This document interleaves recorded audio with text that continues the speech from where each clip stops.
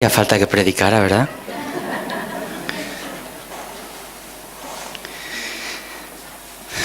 Gracias, Ariel, porque es un tema muy inspirador y se centra en aquel de quien no podemos dejar de hablar, ¿verdad?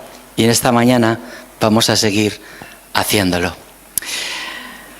Mirad, uno de los síntomas, yo diría el síntoma más común que todos nosotros experimentamos en el verano es la sed. La sed, ¿verdad que sí? En estos días que aprieta el calor, en un momento u otro todos tenemos sed. Yo veo mucha gente que va ahí con sus botellas ya de diseño y todo, se las llevan a cuestas, y cargados de agua, porque cuando aprieta el calor enseguida nos aprieta la sed. Antonio Machado en su poema Proverbios y Cantares tenía un verso que decía: bueno es saber que los vasos sirven para beber, lo malo es que no sabemos para qué sirve la sed. Pero indudablemente Antonio Machado se refería a algo más profundo que no solo a la sed física.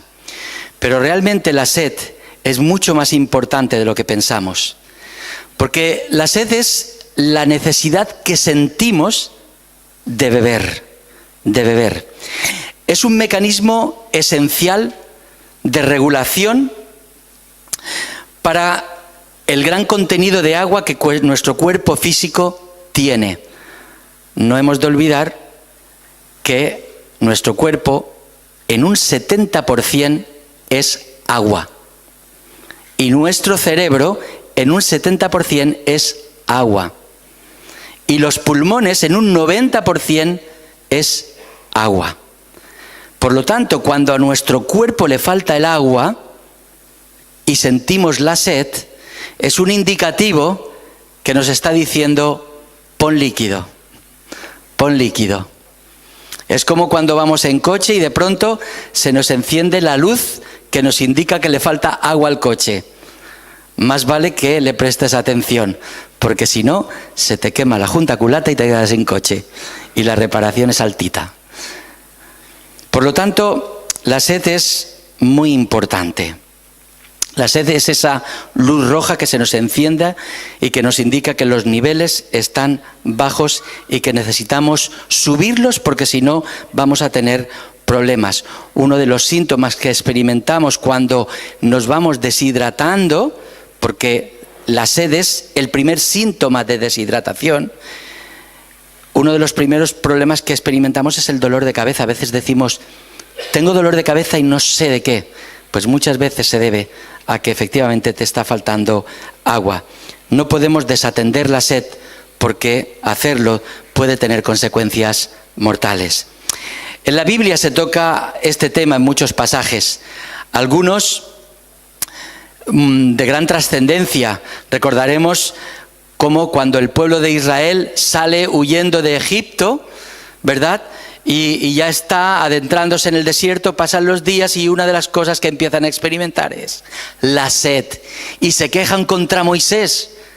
Y Moisés se lo comunica a Dios.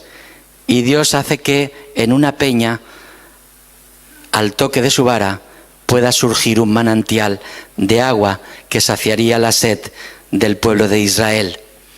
Hay una escena muy curiosa en la que Sansón, con una quijada de asno, logra vencer a 1000 filisteos. Él, con una fuerza tremenda. Todos recordamos que Sansón es el paradigma de la fortaleza humana, ¿verdad? Pero ¿sabéis qué pasó? En cuanto venció a todos esos filisteos, experimentó una gran sed y le dijo a Dios: me estoy muriendo porque tengo sed y no tengo agua. Alguien que hace unos momentos era tan fuerte. Pero no solo en un sentido físico, sino también como símbolo. Hacíamos referencia al principio del culto a esos salmos en los que se expresa el anhelo de Dios a través de la sed. Mi alma tiene sed del Dios vivo, ¿verdad? Como como tierra seca, como tierra árida y sedienta, mi alma está sedienta delante del Dios vivo. Jesús también habló de la sed en repetidas ocasiones, algunas también para referirse a la sed física, pero en otras ocasiones para referirse a la necesidad espiritual del ser humano. Y en esto quisiera centrarme en esta mañana. Y para ello me gustaría que nos acercáramos a dos textos. Nos vamos a centrar más en el segundo, pero también me gustaría hacer referencia al primero en el capítulo 4 del Evangelio de Juan. Todos recordamos ese encuentro de Jesús con aquella mujer samaritana en el pozo de Jacob, ¿verdad? Conocemos el contenido de ese encuentro. Jesús, cansado del camino, le pide a la mujer que le dé de beber. Y la mujer se extraña porque todos recordamos, ¿verdad? Judíos y samaritanos no se hablaban. Era como tener una conversación amistosa entre un fanático del Barça y uno del Madrid. O sea, no se podían ni ver, Pues la mujer se queda extrañada de que un judío, a ella, mujer encima, le pida, en aquella época, le pida de beber. Pero más extrañada se queda la mujer de la respuesta, cuando Jesús le dice: todo el que bebe de esta agua volverá a tener sed. En cambio, el que beba del agua que yo quiero darle, nunca más volverá a tener sed, sino que esa agua se convertirá en su interior en un manantial capaz de dar vida eterna. Mirad, después de aquella conversación, aquella mujer no volvió a ser la misma. Se fue y contó a todos los que la conocían las cosas que Jesús le había dicho y cómo aquello había transformado sus pensamientos, su manera de ver las cosas. El otro pasaje lo encontramos un poco más adelante en el capítulo 7, versículos del 37 al 39. Y se nos dice en este pasaje que en el último día de la gran fiesta, Jesús se puso en pie y alzó la voz diciendo: si alguien tiene sed, venga a mí y beba. El que cree en mí, como dice la Escritura, de su interior brotarán ríos de agua viva. Es muy interesante saber el contexto en el que Jesús dice estas palabras. De manera diferencial, aquí no se trata de una conversación íntima con una sola persona, ni siquiera es una frase que Jesús tiene para sus discípulos, sino que se desarrolla ante una gran multitud, puesto en pie y gritando a gran voz. Y esto tiene más enjundia de lo que pensamos. Mirad, como digo, esta escena se produce en un momento especial, en un contexto especial. Sabéis que el pueblo judío tenía 3 celebraciones más importantes que el resto de toda celebración. Y de las 3, la fiesta de los tabernáculos, que era esta, era la más importante de todas. Durante 7 días, el pueblo judío salía de sus casas y montaban tiendas hechas con ramas, con hojas, y además lo que hacían servir de techo, que eran esas ramas y esas hojas, tenía que estar bastante despejado para que pudieran ver también las estrellas y ver el cielo. Porque durante esos días el pueblo de Israel recordaba cómo durante 40 años sus antepasados estuvieron deambulando por el desierto simplemente dependiendo de la provisión de Dios. Era una fiesta muy solemne. Pero fijaos, si era solemne, que todo judío que vivía en un radio de 30 kilómetros de Jerusalén tenía la obligación de asistir durante esos días a aquella celebración. Y una de las ceremonias que se realizaban a lo largo de toda esta celebración, ya digo, de una semana de duración, consistía en que los sacerdotes en comitiva iban con un jarro, algunos de ellos de oro, recogían agua en el estanque de Siloé y lo llevaban ante el altar donde derramarían el agua, como símbolo de que cuando llegara el Mesías, el Espíritu del Señor se derramaría y actuaría de una manera muy especial delante del pueblo. Muy posiblemente, tras uno de esos momentos, mejor dicho, en el último momento, porque estaba refiriéndose al último día de la gran celebración, al octavo día, cuando aquellos sacerdotes habían derramado el agua, muy posiblemente, a tenor de eso, Jesús se puso en pie. Otro detalle importante: los maestros, generalmente cuando iban a enseñar, lo hacían sentados. Se sentaban y compartían su enseñanza. Aquí Jesús se pone en pie y hace algo que tampoco habitualmente Jesús hace. En contadas ocasiones se nos dice en los evangelios que Jesús levantara la voz, es decir, gritara. Lo hace en muy poquitas ocasiones. Una de ellos cuando dio una gran voz para que Lázaro saliera de la tumba. Pero cuando lo hacía es porque aquello que tenía que decir era de gran trascendencia. Y en esta ocasión también lo era. Así que estamos en un momento en el que Jesús piensa muy bien la forma y el fondo, cómo va a transmitir y lo que quiere transmitir. Mirad, hemos de pensar una cosa: si leemos bien todo el contexto de este pasaje, nos daremos cuenta que Jesús se halla en un momento en que su vida está siendo amenazada.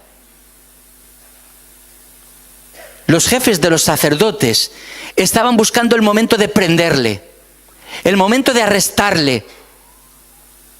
Y aquí Jesús se la juega, porque se pone en pie y no dice cualquier cosa. Se pone en pie y dice: el que tiene sed, que venga a mí y beba.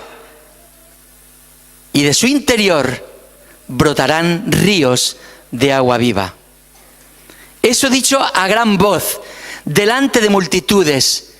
Jesús les está diciendo: esto que habéis visto aquí simbolizado del derramamiento del agua está teniendo cumplimiento en este momento. Ese Mesías que estabais esperando está aquí delante de vuestros ojos. Y vosotros que tenéis sed, venid a mí y bebed del agua que yo os daré, porque de vuestro interior correrán ríos de agua viva. Hay dos elementos a considerar. El primero de ellos es que, a pesar de la inmensa alegría que podían sentir aquellas gentes de estar celebrando durante toda esa semana algo tan especial como fue aquel episodio del pueblo de Israel sostenido por Dios durante tanto tiempo en el desierto y que culminaría con el alcance del sueño, la tierra prometida. A pesar de esa alegría, la sed espiritual en aquellas gentes iba a permanecer, iba a persistir. No iba a desaparecer por el mero hecho de que hubieran pasado una semana cargando las pilas, cargando las baterías. Días después se desinflarían. Pasaría la fiesta, volverían a sus trabajos y volverían a sus constantes insatisfacciones. El segundo elemento a considerar es que la religión es insuficiente para calmar la sed del alma. Da igual lo esplendoroso de los rituales, da igual lo elaborado que pudiera estar cada uno de estos rituales. No importaba las peregrinaciones a la ciudad de Jerusalén. Volverían a tener sed porque las religiones no sacian la sed del alma. ¿Os habéis dado cuenta de algo?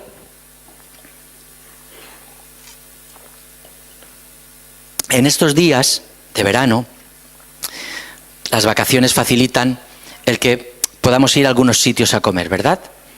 Y lo característico de aquí, ¿qué es? El arroz. Da igual que sea paella, arroz negre, arroz del señoret, arroz al forn, da igual el tipo de arroz.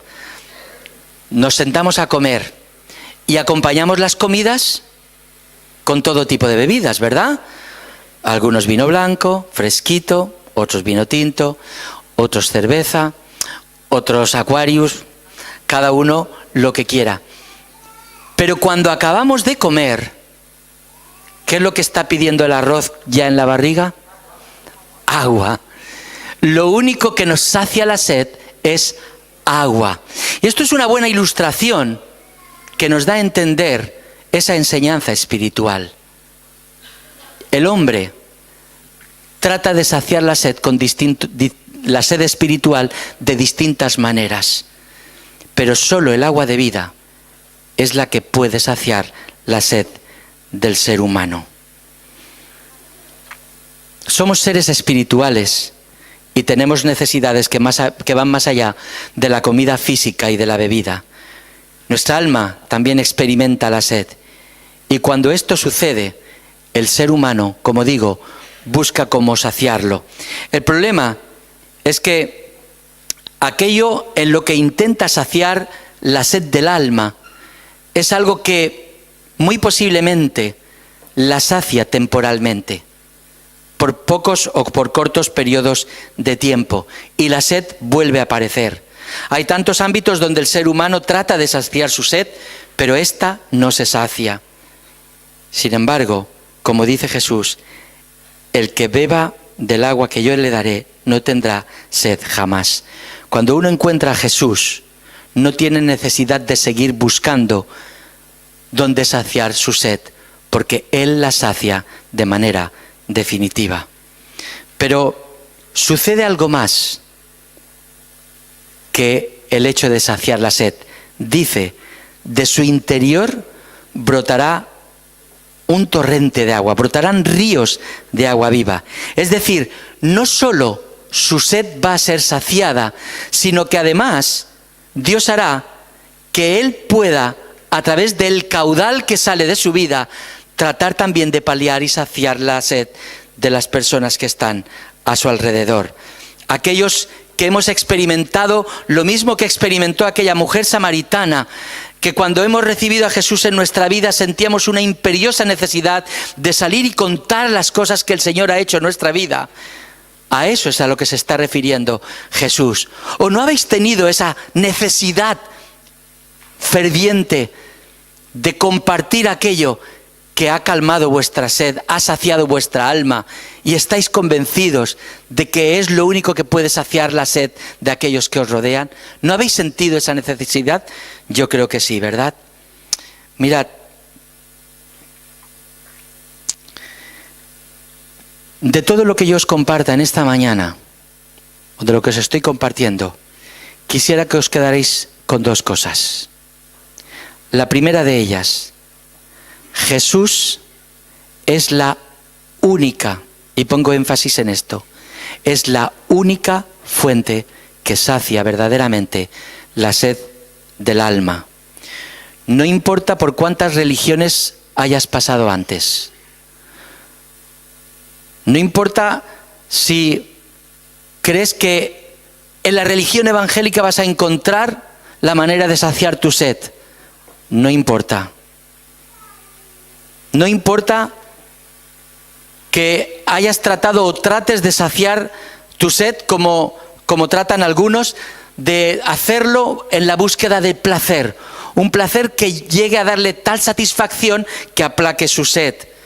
No importa las maneras en que quieras alcanzarlo. No importa que lo hagas fijándote unas metas para tu vida. No importa que lo hagas tratando de saciar esa sed volcándote en las nuevas tecnologías. Hay muchos jóvenes que intentan saciar su sed en las nuevas tecnologías. No importa dónde lo busques, porque vas a continuar teniendo sed si no acabas desembocando donde tienes que desembocar, que es en la persona de Jesús. No importa dónde hayas estado buscando hasta ahora, porque si tu búsqueda no acaba en Jesús, seguirás experimentando sed. El error del ser humano de nuestros días es el mismo que ya denunciaba el profeta Jeremías delante del pueblo escogido de Dios. Él, como si fuera Dios mismo, les dijo al pueblo: porque dos males ha hecho mi pueblo, dice el Señor. Me dejaron a mí fuente de agua viva y cavaron para sí cisternas rotas que no retienen el agua. El problema de hoy día no es diferente al de aquellas gentes. Vivimos vidas insatisfechas, vidas que buscan saciar la sed interna que tenemos. Y cuando no logramos saciar esa sed, esos anhelos, acabamos culpabilizando a los demás. Culpabilizamos a la mujer, al marido, al trabajo, a la economía, a los políticos, al gobierno, pero en realidad el descontento está dentro de nosotros, está en nosotros mismos. En esa búsqueda de saciar esa sed interna, emprendemos cambios. No estamos saciados en nuestro trabajo, cambiaré de trabajo. No me sacia mi relación con mi esposa, cambiaré de esposa. No me sacia mi relación con mi marido, cambiaré de marido. No me sacia mi relación, cambiaré. Y empezamos a dar vueltas y vueltas. No me sacia mi religión, cambiaré de religión. Pero da igual. Deja de dar vueltas. Deja de vivir insatisfecho. Porque el único que puede saciar tu sed es Jesús. ¿Conoces estas palabras? Yo soy el camino, la verdad y la vida. ¿Quién las dijo? Jesús. Mirad, Jesús no dijo yo soy un camino. No dijo yo soy una verdad más. Yo soy un modo de vida. No. Jesús dijo yo soy el único camino que te conduce a Dios, Padre. Yo soy el camino, el único camino que te va a conducir a la verdad, la única verdad. Y esa verdad te conducirá a la vida, y la vida con mayúsculas.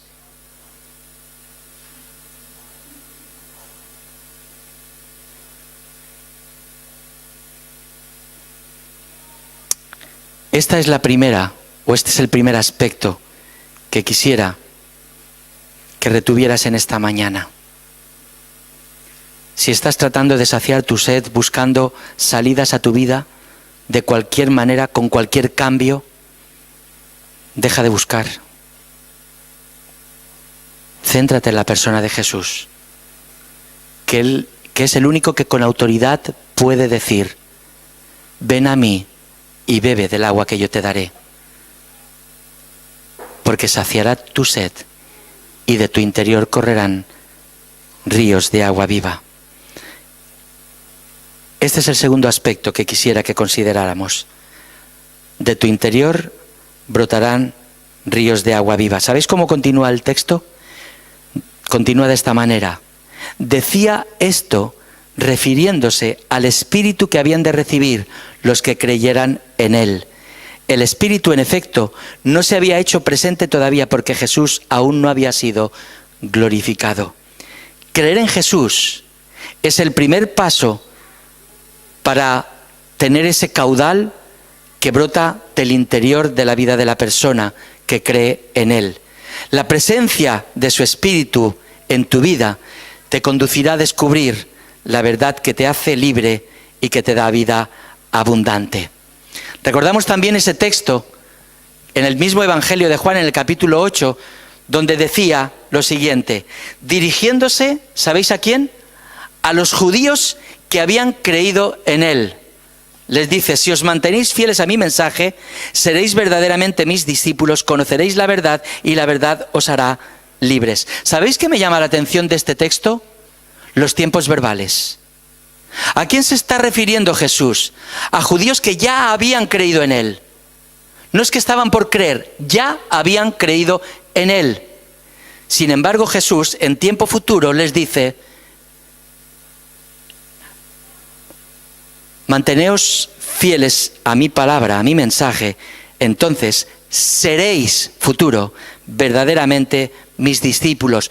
Conoceréis la verdad y esa verdad os hará libres. Y yo me pregunto, ¿pero no la habían conocido ya? ¿Ya habían conocido a Cristo? ¿No era suficiente? A veces nos quedamos en esto los propios creyentes. Yo conocí al Señor, yo acepté al Señor. Sí, pero ¿es suficiente? No, no es suficiente. Porque el Señor hace un llamado a permanecer en su palabra, a ser verdaderamente discípulos de Él, porque es precisamente cuando uno quiere ser imitador de su maestro, cuando uno pone la mano en el arado, cuando uno entiende lo que es la obediencia a Dios, cuando uno trata de aplicar la palabra de Dios a su vida, cuando empieza a descubrir esa aplicación de la verdad en su propia experiencia. Entonces es cuando empieza a descubrir de una manera personal esa verdad que está en Cristo Jesús y que le hace verdaderamente libre. ¿Por qué en ocasiones sentimos que nuestro caudal de agua viva no es tal caudal, sino es más bien o se ha convertido en un pequeño goteo que nos permite sobrevivir en nuestra vida cristiana?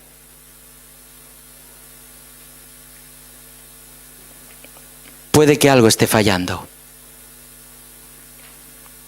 Debemos recordar que el ser llenos del Espíritu no es algo que se pueda conseguir a través del esfuerzo humano.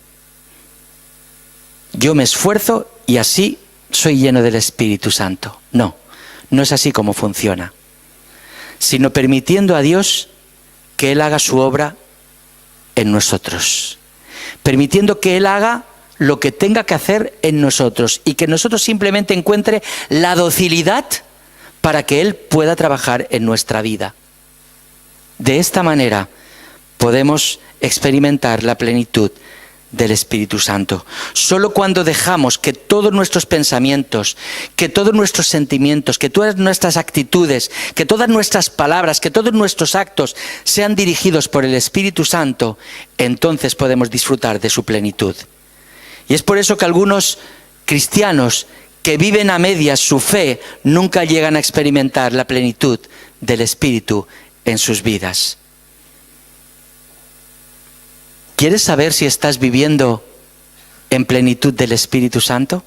Porque a lo mejor te preguntas, bueno, yo no sé si estoy viviendo la plenitud del Espíritu Santo. Hay algunas preguntas que te puedes hacer a ti mismo. Te puedes preguntar, ¿produce mi vida el fruto del Espíritu? Es decir, ¿mi vida produce amor? ¿Mi vida está cargada de gozo? ¿Mi vida transmite paz? ¿Transmite paciencia? ¿Transmite benignidad? ¿Bondad? ¿Mi vida transmite fe? ¿Vivo fe? ¿Vivo en fe?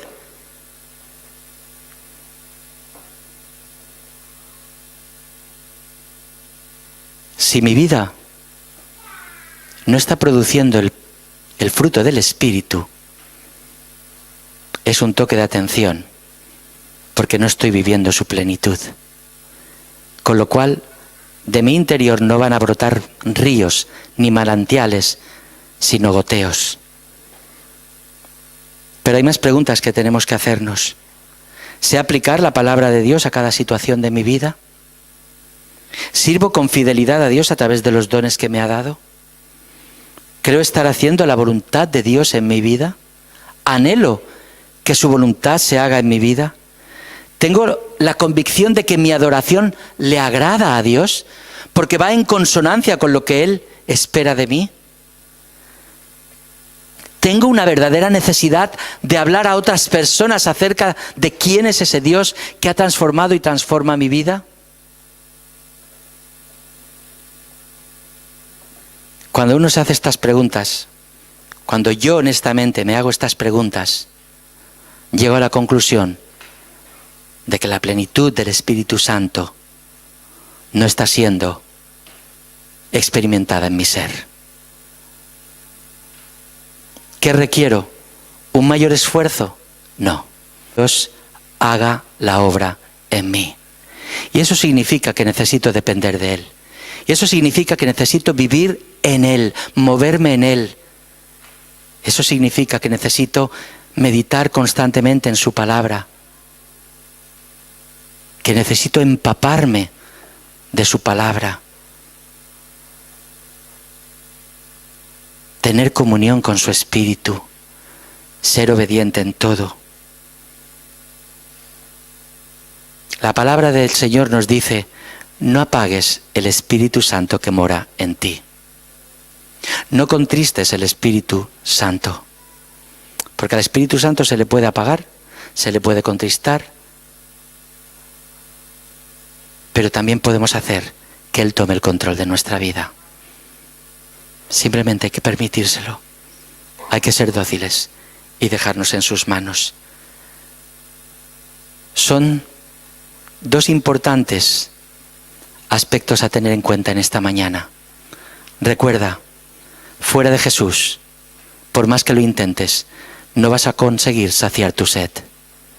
Y en segundo lugar, el Señor no solo quiere que sacies tu sed, quiere que de tu interior broten manantiales, ríos de agua viva, y que los demás que te rodean puedan refrescarse y puedan acudir a la misma fuente a la que tú has acudido.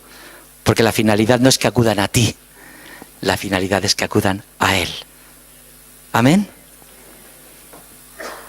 Quiero invitarte a que te pongas en oración en este momento. Y me gustaría que juntos pudiéramos orar. Y me gustaría que hicieras tuyas estas palabras, o que incluso tú las expresaras con tu propio lenguaje, pero que a la postre le pudieras expresar lo mismo. Que puedas decirle: Señor Jesús, perdóname por haber estado buscando en fuentes equivocadas. Perdóname, Señor, por haber ido a saciar mi sed en cisternas rotas que no retienen el agua. Que a lo mejor he probado su sabor y me ha gustado, pero no ha saciado mi sed. En esta mañana quiero reconocer que tú y solo tú eres el que puede saciar mi sed.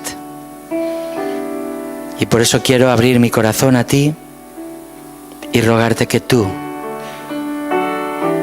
y solo tú sacies la sed de mi alma. Quiero poner mi vida en tus manos y rogarte, Señor, que tú me sacies, que tu Espíritu me llene,